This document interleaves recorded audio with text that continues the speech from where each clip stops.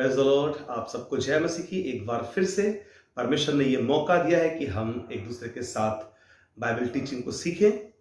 और आज का हमारा विषय है प्रार्थना। प्रार्थना किस प्रकार से करनी चाहिए, प्रार्थना का क्या प्रारूप होना चाहिए और प्रार्थना का हमारे जीवन में क्या महत्व है। मैं आपको बताना चाहता हूं कि प्रार्थना हमारी जिंदगी का सबसे महत्वपूर्ण भाग है। यदि प्रार्थना हमारे जीवन में हम सही प्रकार से करते हैं तो सचमुच हमारे लिए खुदा की आशीषें, बरकतें अनलॉक हो जाती हैं। यदि हम अपनी प्रार्थना का प्रारूप पहचान लें कि हमें किस प्रकार से प्रार्थना करनी चाहिए, क्या हमारी प्रार्थना का उद्देश्य होना चाहिए, तो सचमुच आज हमारी बहुत सारी समस्याएं हल हो सकती हैं। लेकिन ये बड़ा दुर्भाग्यपूर्ण है कि हमारे आज भी इतने सालों के बाद भी, हमें मसीह में आए हुए इतना समय बीत चुका है और उसके बाद भी बहुत से मसीहों को अपनी प्रार्थना करने नहीं आती। बहुत से मसीहों को यह नहीं पता कि अभी तक हमारी प्रार्थना हम सही रीति से कर पा रहे हैं या नहीं कर पा रहे हैं। और जब जब आप प्रार्थना सही रीति से नहीं कर पाते हैं, उसका सबसे बड़ा नुकसान यह है कि आपकी प्रार्थना का उत्तर आपको नहीं मिलता। दूसरा नुकसान यह है आपके लिए कि जब आप गलत तरीके से प्रार्थना करते हैं तो कई बार आप जो चाहते हैं वो मिल तो जाता है आपको, लेकिन उसके साथ साथ आपको दंड भी मिलता है। परमेश्वर के कलाम में ऐसा कई बार आप देखने को मिलेगा कि परमेश्वर ने लोगों की प्रार्थनाएं तो सुनी, लेकिन उसके साथ साथ उनकी जिंदगी में एक दंड भी आया, क्योंकि उन्होंने जो कुछ मांगा वो परमेश्वर की इच्छा के अनुसार नहीं मांगा, अपनी इच्छा के अनुसार मांगा। और इसलिए परमेश्वर ने उन्हें वो दिया तो, उनकी प्रार्थना सुनी तो, लेकिन उसके साथ साथ उनके लिए दंड भी ठहरा दिया। तो आइए जानते हैं आज कि किस प्रकार से हमारी जिंदगी में प्रार्थना का क्या महत्व है और क्या अर्थ है। क्यों परमेश्वर ने, जब वो धरती पर आया यीशु मसीह के रूप में, तो जब यीशु मसीह ने अपने चेलों को प्रार्थना सिखाई तो उन्होंने क्या प्रार्थना सिखाई, प्रार्थना का क्या महत्व है हमारे जीवन में। प्रार्थना परमेश्वर से क्या सिर्फ कुछ मांगना है? जी नहीं। प्रार्थना परमेश्वर से सिर्फ मांगना नहीं, परंतु परमेश्वर की इच्छा जानना है कि हम प्रार्थना के दौरान परमेश्वर की इच्छा जाने कि प्रभु आप हमारी जिंदगी से क्या चाहते हैं। आइए हम इस बात को थोड़ा डिटेल में सुनते हैं और कलाम से पढ़ते हैं। मेरे साथ देखेंगे आप जो प्रार्थना यीशु मसीह ने अपने चेलों को सिखाई उसमें क्या महत्वपूर्ण था। मत्ती उसका 6 अध्याय पद 9 से 13 पढ़ेंगे हम। मत्ती की पुस्तक उसका 6 अध्याय और पद 9 से 13 में इस प्रकार से लिखा है, अतः तुम इस रीति से प्रार्थना किया करो कि हे हमारे पिता तू जो स्वर्ग में है, और तेरा नाम पवित्र माना जाए, तेरा राज्य आए, जैसे तेरी इच्छा स्वर्ग में पूरी होती है वैसे ही पृथ्वी पर हो। हमारे दिन भर की रोटी आज हमें दे, और जिस प्रकार हमने अपने अपराधियों को क्षमा किया है वैसे ही तू भी हमारे अपराधों को क्षमा कर, और हमें परीक्षा में ना ला परंतु बुराई से बचा, क्योंकि राज्य, पराक्रम और महिमा सदा तेरे ही हैं।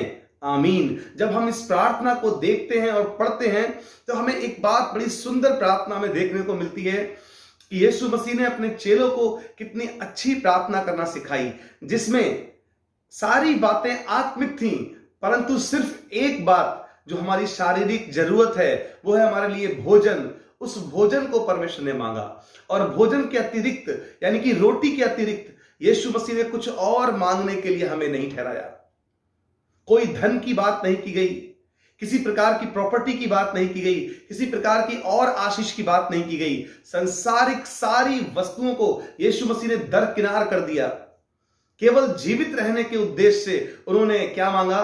रोटी, हमारे प्रतिदिन की रोटी आज हमें दे। और इस प्रार्थना ने इस बात को सिखाया कि चेलों को भी केवल और केवल एक बात को ध्यान रखना है कि उन्हें अपनी जिंदगी में केवल भोजन के लिए परिश्रम नहीं करना है। भोजन वो आशीष है जो परमेश्वर उन्हें देगा। और सारी वस्तुएं, आज मसीही जीवन में क्या हो रहा है, परमेश्वर के लोग आज अपने भोजन के लिए भी परिश्रम करते हैं, साथ ही साथ उनकी जिंदगी में जितनी भी ऐशो आराम की वस्तुएं हैं, वो उन्हें पाने के लिए लगातार प्रयास करते रहते हैं और इतनी चिंता, इतना डिप्रेशन अपने जिंदगी में ले आते हैं कि कई बार तो उन्हें डॉक्टर के पास जाना पड़ता है। डॉक्टर चेकअप करते हैं और बताते हैं ये तो बहुत अधिक डिप्रेस है। अरे मेरे भाई, मेरी बहन, क्यों इस बात की चिंता करते हो? कलाम में क्या तुमने नहीं पढ़ा कि हम क्या खाएंगे, क्या पिएंगे, इन बातों की चिंता मत करना? लेकिन आज हम मसीह होने के बावजूद भी अपनी प्रार्थना को नहीं पहचान पा रहे। हम प्रार्थना करते हैं, लेकिन अपनी प्रार्थना में हम एक बहुत अधिक लंबी लिस्ट खुदा के आगे रखते हैं। हमारी प्रार्थना के अलग अलग रूप हैं। क्या आप जानना चाहेंगे कि किस प्रकार से प्रार्थना हमारे जीवन को इफेक्ट करती है? हाँ मेरे प्रिय भाई, हमारी प्रार्थना ही हमारी जिंदगी को इफेक्ट करती है। यीशु मसीह ने इस प्रार्थना में कहा, तेरा राज्य आए, हे हमारे पिता तू जो स्वर्ग में है, तेरा राज्य आए। उन्होंने खुदा का राज्य जिंदगी में मांगा हमारी। आज हम किसका राज्य मांगते हैं? आज हम अपनी बढ़ाई चाहते हैं, आज हम अपनी प्रसन्नता चाहते हैं। जो काम कई बार प्रार्थना के द्वारा और अन्य पास्टरों से नहीं हो पाता, और जब उसी काम के लिए हमें कोई प्रार्थना के लिए बुलाता है और हम जाकर प्रार्थना करते हैं और परमेश्वर हमारी प्रार्थना का उत्तर यदि दे देता है, यदि वो चंगाई पाता है या दुष्ट आत्मा से छुटकारा मिल जाता है या अन्य किसी प्रकार की आशीष उसे मिल जाती है, तो हम ये बात सब में बड़े गर्व से कहते हैं, देखा ये कार्य मैंने कर दिया। और हम अपनी प्रशंसा चाहते हैं, जबकि कलाम में लिखा है आदर, महिमा, गौरव वो सब परमेश्वर का है। और हम कई बार अपने आप को महिमा देने लग जाते हैं। यस, हम अपने खुद की महिमा करने लग जाते हैं, जबकि महिमा खुदा की है केवल। हम ये बात भूल जाते हैं कि परमेश्वर ने कहा है, अपनी प्रार्थना में हमें सिखाया है कि परमेश्वर तेरा राज्य आए, तेरा नाम आशीष पाए, तेरा नाम बढ़ोतरी पाए, तेरे नाम को जलाल मिले। लेकिन हम अपने आप को अपना राज्य स्थापित करना चाहते हैं। हमारे चर्च का नाम हो जाए, हमारी संस्था का नाम हो जाए, मेरा चर्च सब में फेमस हो जाए, मेरा प्रचार फेमस हो जाए। और इसीलिए शायद हम कई बार प्रभु के मार्ग से भटक जाते हैं। मेरे प्रिय भाई, परमेश्वर का राज्य हमारी जिंदगी के लिए महत्वपूर्ण है। दूसरी बात जो यीशु ने सिखाई कि हमारी दिन भर की रोटी आज हमें दे। क्यों उसने कहा? क्योंकि जब हम लूका की पुस्तक 10वां अध्याय पढ़ते हैं, वहां जब उसने 70 चेलों को नियुक्त किया और उसने कहा जहां मैं जाता हूं वहां तुम अब जाओ। जिन जगहों पर वो जाने वाले था वहां पर उसने, यीशु मसीह ने अपने चेलों को भेजा और दो दो करके भेजा। और उसने वहां कहा कि घर घर ना फिरना, परंतु जिस घर में उतरो, जो कुछ तुम्हारे सामने रखा जाए वही खाओ, क्योंकि मजदूर को अपनी मजदूरी मिलनी चाहिए। मेरे प्रिय भाई बहन, कई बार लोग इस बात को भी पैसे से जोड़ देते हैं और वो सोचते हैं वहां दान के विषय में कहा गया है। जब कई बार हम प्रार्थना करने जाते हैं घरों में, लोग हमें दान देते हुए कहते हैं, हम बिना करते दान के लिए, वो कहते हैं नहीं नहीं भाई साहब, दान तो हम देंगे क्योंकि मजदूर को अपनी मजदूरी मिलनी चाहिए। लेकिन मैं आपको बताना चाहता हूं, वहां दान की बात नहीं थी, वहां भी बात रोटी की थी, वहां भी बात भोजन की थी। क्योंकि कलाम में लिखा है मजदूर को अपनी मजदूरी मिलनी चाहिए, यानी वो खाने की बात कर रहा था। यदि आप खाएंगे नहीं तो आप चल नहीं पाएंगे, आपके शरीर में जान नहीं आएगी। और इसलिए परमेश्वर ने भोजन के लिए एक महत्व दिया है और उसके लिए प्रार्थना भी की है। क्योंकि बगैर आप पैसों के रह सकते हैं, बगैर आप कपड़ों के रह सकते हैं, बगैर आप सांसारिक और किसी पद के, नौकरी के बगैर रह सकते हैं, बिजनेस के बगैर रह सकते हैं, लेकिन भोजन और जल के बगैर आप जीवित नहीं रह सकते। इसलिए प्रायोरिटी परमेश्वर ने दी है भोजन को, और इसलिए परमेश्वर ने इसे प्रार्थना में ऐड किया। अन्य किसी भी आशीष को खुदा ने इसमें ऐड नहीं किया। और एक बहुत खूबसूरत बात जो परमेश्वर ने कलाम में लिखा है यहां पर, और जिस प्रकार से हम अपने अपराधियों को क्षमा किया है, वैसे ही तू भी हमारे अपराधों को क्षमा कर। एक कंप्लीट प्रेयर। परमेश्वर यहां पर कहता है जैसे हमने अपने अपराधियों को क्षमा किया है, वैसे तू हमारे अपराधों को क्षमा कर। यानी कि हमें अपने पापों की क्षमा कब मिलती है? जैसे हम दूसरों को क्षमा करते हैं। क्या हमारी प्रार्थना का यह भाग होता है कि प्रभु मैं आज अपने दिल से उस व्यक्ति को क्षमा करता हूं? मेरे प्रिय, कलाम में तो यह भी लिखा है कि जब तू वेदी पर आए तो अपनी भेंट को वहीं छोड़ दे। अगर तुझे यह बात याद आ जाए कि तेरा भाई तुझसे नाराज है, तो पहले जाकर अपने भाई से मेल मिलाप कर ले। प्रभु भेंट से प्रसन्न नहीं है, प्रभु मेल मिलाप चाहता है। प्रभु आपके अपराधों को ढांपना चाहता है। प्रभु अपने भाइयों से मेल मिलाप करना चाहता है। जो सचमुच मसीह में हैं उनके साथ आपकी कैसी अलगाव? क्यों आप उनसे नाराज हैं? क्यों आप उनसे जुदा हैं? जो खुदा में नहीं है, अन्य जाति हैं, उनसे भी आप अलग ना रहें। लेकिन अगर वो आपको अलग परमेश्वर से करते हो तो बिल्कुल आप उनसे अलग हो सकते हैं। लेकिन आप अपने जाति भाइयों को जो मसीह में विश्वासी हैं उनसे क्यों अलग रहें? इसलिए प्रभु ने कहा कि तू अपने भाई को पहले मना ले, भेंट बाद में बलिदान चढ़ाना। यहां प्रभु कहता है अपने अपराधियों को जैसे क्षमा किया है वैसे ही परमेश्वर हमारे अपराधों को क्षमा करेगा। हमारी प्रार्थना का ये महत्वपूर्ण भाग है कि हम इस बात के लिए प्रार्थना करें कि प्रभु हमारे अपराधों को क्षमा कर। यस, लेकिन उससे पहले उसने कहा जैसे मैंने अपने अपराधियों को क्षमा किया है वैसे ही तो अपराध क्षमा होंगे। आप याद करिए, क्या अपने अपराधियों को आपने क्षमा कर दिया? क्या जिनके ऊपर आपका कर्ज था क्या माफ कर दिया? क्या जिनके ऊपर अभी भी लेन देन है क्या आप उनके साथ अच्छा बर्ताव करते हैं? जिन्होंने आपका दिल दुखाया है क्या आपने उन्हें माफ कर दिया है? क्या जिन्होंने आपसे झगड़ा किया क्या आपने उन्हें माफ कर दिया? जिन्होंने आपकी चुगली की, आपकी बुराई की या आपके साथ अन्याय किया है क्या सचमुच आपने उन्हें माफ कर दिया है? यदि आपने दिल से उन्हें माफ कर दिया है तो परमेश्वर भी आज आपको माफ कर देगा। लेकिन अगर आपने केवल दिखावे के रूप में, कुछ लोग करते हैं ना दिखावा, कि सामने से कह दिया हाँ ठीक है माफ कर दिया है, बात भी कर लेते हैं, लेकिन अंतर मन में उनके अंदर क्या होता है? उस व्यक्ति के प्रति घृणा भई रहती है, उसे माफ ना करने का उनके अंदर ख्याल रहता है और वो ताउम्र उससे बदला लेने के बारे में सोचते हैं। यदि उसके बारे में कुछ बुरा हो जाता है तो बड़े खुश होते हैं कि बहुत अच्छा हुआ, इस व्यक्ति ने मेरे जिंदगी में ऐसा किया था और आज इसके साथ भी ऐसा हुआ है, और वो बड़े खुश हो जाते हैं। जबकि कलाम ऐसा कहता है अगर तेरे बैरी के साथ कुछ बुरा हो तो खुश मत होना। यस, हमें कलाम ने मना किया है कि अगर हमारे दुश्मन के साथ अगर कुछ भी बुरा हो रहा है तो हम कदापि खुश ना हो। कहीं ऐसा ना हो कि उसकी विपत्तियों में से कोई तुझ पर आ पड़े। हाँ, यदि हम खुश होंगे आज अपने बैरियों को देखकर, अपने दुश्मनों को गिरते हुए देखकर, जिन्होंने सताया है, लजाया है, जिन्होंने हमें परेशान किया है, तंग किया है, तो आज परमेश्वर उनकी विपत्तियों में से कई बार वो विपत्तियां हम पर भी डाल सकता है। हमें हिदायत है कि हम अपने बैरियों के लिए भी दुआ करें। दुआ का ये महत्व है, ये प्रार्थना की सामर्थ्य है कि आपकी प्रार्थना से आपके जीवन में तो आशीष आएगी आएगी, साथ ही साथ उस व्यक्ति के जीवन में भी आशीष आएगी जो आपसे बैर रखता है, जो आपके खिलाफ खड़ा है। परमेश्वर उसके हृदय को भी आपके लिए बदल देगा। यस मेरे भाई बहन, अपने आप को चेंज करिए। यह है प्रार्थना की ताकत। और उसने कहा है हमें परीक्षा में ना ला परंतु बुराई से बचा। अपने लिए हम परीक्षाओं से बचने की प्रार्थना करें कि प्रभु हमें इन परीक्षाओं से बाहर निकाल। कई बार टेम्पटेशन हमारी जिंदगी में आते रहते हैं, एक के बाद एक कई बीमारियां आती हैं और लोग मजाक बनाते हैं, कहते हैं कैसे मसीह को मानने वाले लोग हो, तुम्हारी जिंदगी में इतनी दिक्कतें क्यों हैं, इतनी परेशानियां क्यों हैं, इतनी बीमारियां क्यों सताव क्यों हैं, और हम निराश हो जाते हैं। ये परीक्षाएं इसलिए यीशु मसीह ने दुआ किया, परीक्षा करें, हम दुआ करें कि हमें परीक्षा में ना ला।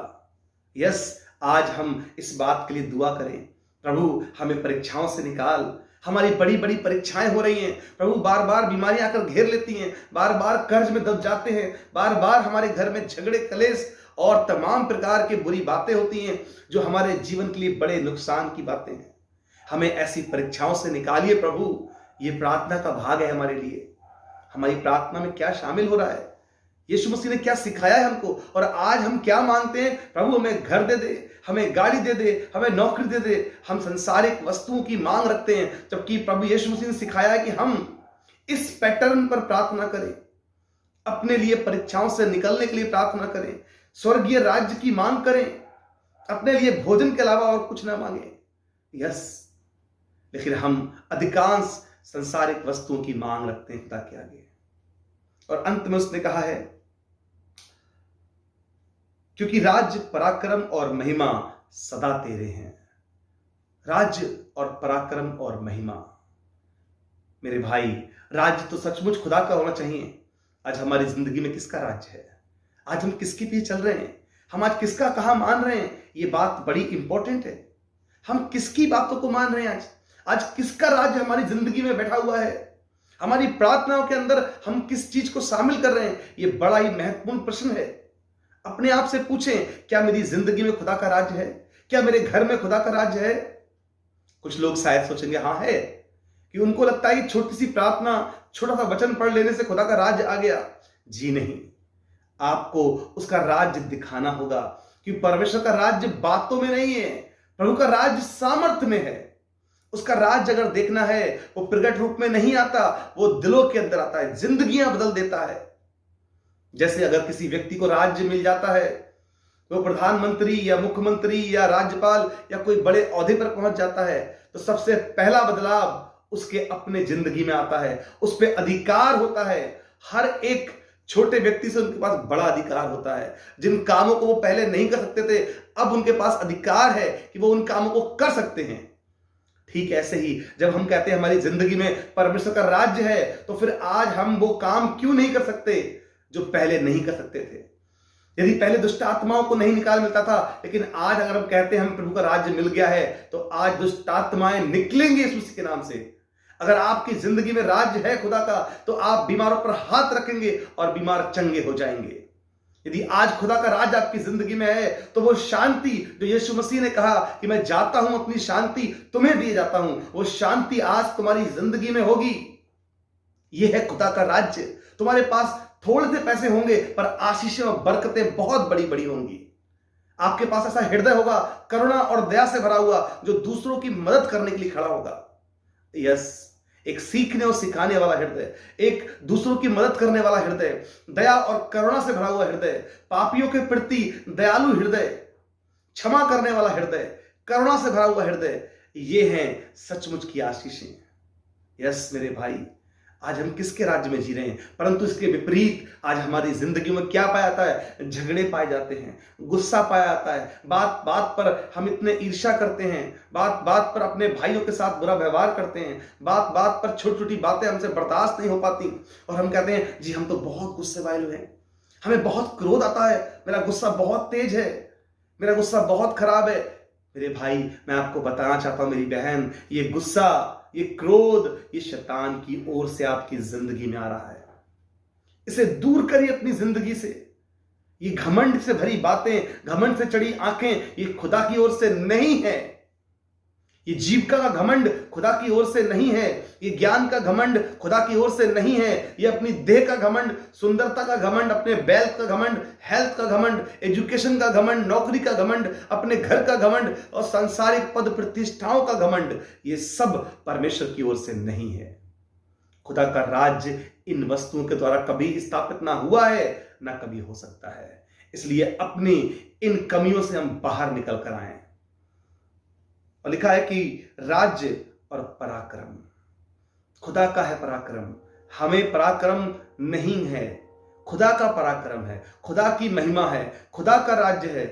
आज हम अपने सेल्फ को पराक्रमी ना बनाएं। पराक्रमी अगर बनाना है तो खुदा के लिए पराक्रमी बने, उसके प्रचार करने के लिए पराक्रमी बने, झगड़ा करने के लिए नहीं, लड़ाइयां करने के लिए नहीं।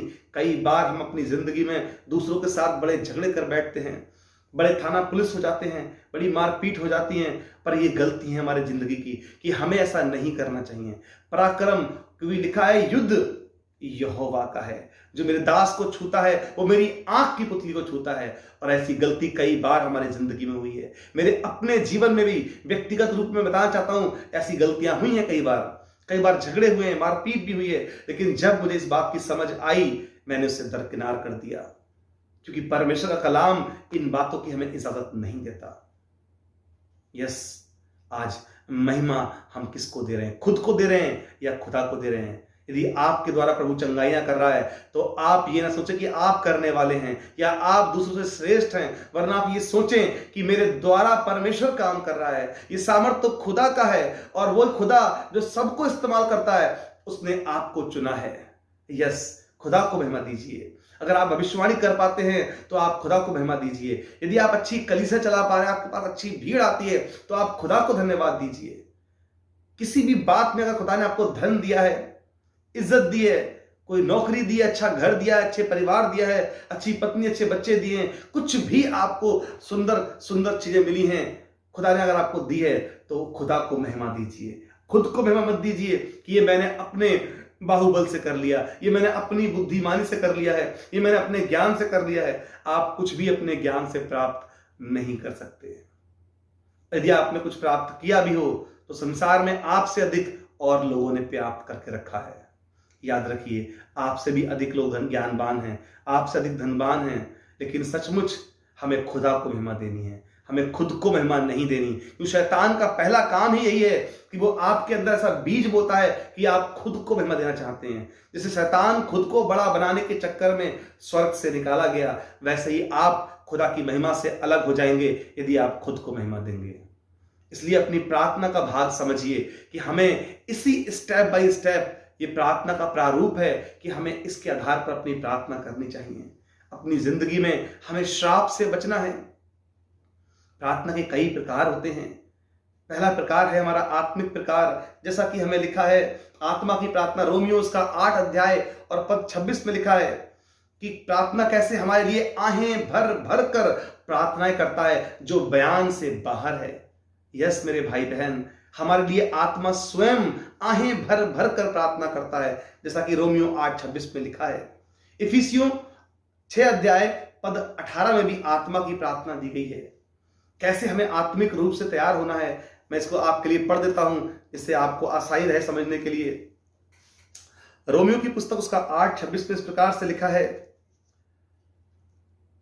इसी रीति से आत्मा भी हमारी दुर्बलता में सहायता करता है, क्योंकि हम नहीं जानते कि प्रार्थना किस रीति से करना चाहिए, परंतु आत्मा आप ही ऐसी आहें भर भर कर जो बयान से बाहर है हमारे लिए विनती करता है। यस, अगर आप सचमुच आत्मा से भरकर प्रार्थना कर रहे हैं तो आपको होश नहीं रहेगा कि आप आहें भर भर कर, घुटने टिकाकर, रो रो कर कैसे प्रार्थनाएं कर रहे हैं दूसरों के लिए, अपने गुनहगार स्वभाव को बदलने के लिए प्रार्थना कर रहे हैं, प्रभु के राज्य को आने के लिए प्रार्थना कर रहे हैं, आप कैसे दूसरों की जिंदगियां बदलने के लिए प्रार्थना कर रहे हैं। आप सांसारिक धन को नहीं मांग रहे, आप आत्मिक धन की खोज में हैं। यस, आत्मा आहें भर भर कर आपके विरोधियों के लिए भी प्रार्थना करेगा, आपके बैरियों के लिए माफ करने के लिए प्रार्थना करेगा, आपकी आत्मिक उन्नति के लिए प्रार्थना करेगा। आत्मा स्वयं आपको परीक्षाओं में ना पढ़ने के लिए प्रार्थना करेगा, आत्मा प्रभु के राज्य को आने के लिए प्रार्थना करेगा। आज आप कैसी प्रार्थना करते हैं, आज हम कैसी प्रार्थनाओं में जगे हुए हैं, इस बात को जानना बहुत जरूरी है। इफिसियों की पुस्तक और उसके 6 अध्याय उसके 18वें पद में भी कुछ ऐसी ही प्रार्थना परमेश्वर ने दी है। यह लिखा हुआ है, हर समय और हर प्रकार से आत्मा में प्रार्थना और विनती करते रहो, इसीलिए जागते रहो कि सब पवित्र लोगों के लिए लगातार विनती किया करो। Praise the Lord. हर समय आत्मा में प्रार्थना करते रहो। आप सफर में हैं, आप घर में हैं, आप मार्केट में हैं, आप जहां कहीं भी हैं, आप हर वक्त आत्मा के अंदर प्रार्थना करते रहो। अब आप आत्मा में प्रार्थना कैसे करेंगे? मुंह से प्रार्थना सब देखते हैं कि हाँ प्रार्थना कर रहा है, शरीर में प्रार्थना सब देख पाते हैं, लेकिन आत्मा में प्रार्थना कैसे करेंगे? आत्मा में प्रार्थना करने का मतलब है हर प्रकार की गलत बात को अपने अंदर आने से रोकें। कलाम को याद रखें, जब कहीं आपको लालच करने का मौका मिल रहा है, आपको धन कमाने का मौका मिल रहा है गलत तरीके से, खुद को रोकिए। यह है आत्मिक प्रकार से अपनी प्रार्थना करना। केवल शब्दों के द्वारा नहीं, परंतु कर्मों के द्वारा प्रार्थना करना। अपने विचारों को कंट्रोल कीजिए। जब शैतान आपके अंदर बुरी बुरी लालसाएं उत्पन्न कर रहा है, शारीरिक अभिलाषाएं उत्पन्न कर रहा है, आपके अंदर घमंड की बातें उत्पन्न कर रहा है, आप उन पर विजयी होइए, उन्हें रोकिए। यह है आत्मा में प्रार्थना करना, ताकि आप आत्मिक रूप से बलवान हो सकें। और यहां बड़ी खूबसूरत बात लिखी है, और विनती करते रहो, इसीलिए जागते रहो कि सब पवित्र लोगों के लिए लगातार विनती किया करो। किनके लिए? पवित्र लोगों के लिए, खुदा के दासों के लिए दुआ किया करो कि खुदा के दास सुरक्षित रहें। हम अपने लिए दुआ करते हैं, प्रभु हमें सुरक्षित रख, अच्छी बात है। अपने परिवार के लिए दुआ करते हैं, बहुत अच्छी बात है, लेकिन साथ साथ कलाम में लिखा है सब पवित्र लोगों के लिए, खुदा के दास दासियों के लिए दुआएं किया करो कि वे सुरक्षित रहें, ताकि कलीसियाएं सुरक्षित रहें। जब एक पासवान किसी कलीसिया का दुनिया से चला जाता है, उस कलीसिया में कई बार बड़ी समस्याएं आ जाती हैं, कोई संभालने वाला नहीं होता है। और इसलिए दुआ किया करो कि परमेश्वर उनके दासों की रक्षा करे, उन्हें सताव से बचा कर रखे, उन्हें सताव सहने की हिम्मत दे, वे निराश होकर अपनी प्रार्थनाएं बंद ना कर दें, चर्च छोड़ ना दें। कुछ पासवानों ने कई बार सताव आने के बाद अपनी जिंदगी का रुख मोड़ लिया, सेवा छोड़ दी या पीछे हट गए। ये बड़ी भयानक बात है, क्योंकि हमने और आपने उनके लिए दुआएं नहीं की। आज समय है कि हम उनके लिए दुआ करें कि प्रभु आप उन्हें हिम्मत और ताकत दें। हम ये दुआ ना करें कि सताव ना आए, वरन हम ये दुआ करें प्रभु इस सताव को सहने की सामर्थ्य दे, तेरे लोगों को बचने की सामर्थ्य दे, तेरे लोगों को अपने प्रार्थना सभा चलाने की ताकत दे कि वे खुद मिलकर तेरे आत्मा से भरकर प्रार्थना करते रहें, सुसमाचार कार्य हमेशा बढ़ता रहे, लोग प्रभु को जानते रहें और आत्माएं नरक जाने से बचाई जा सकें। ये है हमारी प्रार्थना का भाग। आइए एक और चीज हम देखेंगे, शरीर की प्रार्थना कैसी होती है। मत्ती 6:31 पद से और 33 पद में किस प्रकार से लिखा है परमेश्वर ने। मत्ती 6:31 से 33 में यहां लिखा है, इसलिए तुम चिंता करके ये ना कहना कि हम क्या खाएंगे, क्या पिएंगे या क्या पहनेंगे, क्योंकि अन्य जाति इन सब वस्तुओं की खोज में रहते हैं, पर तुम्हारा स्वर्गीय पिता जानता है कि तुम्हें इन सब वस्तुओं की आवश्यकता है।